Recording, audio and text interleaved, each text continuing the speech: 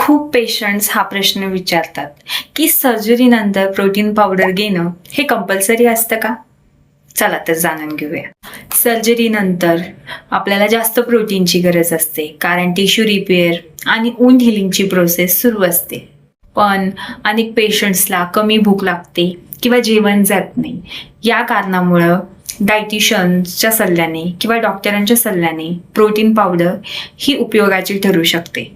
आता protein powder ही प्रोटीनची requirement complete करण्यासाठी, तसेच मसल लॉस थांबवण्यासाठी आणि रिकव्हरीला हेल्प करण्यासाठी मदत करते.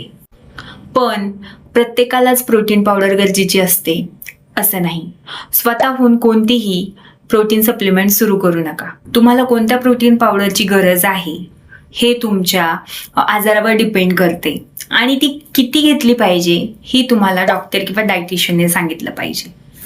म्हणून लक्षात ठेवा, food is a first supplement when it's needed. तुम्हाला माझे व्हिडिओ आवडत असतील तर मला नक्कीच फॉलो करा. Thank you for watching.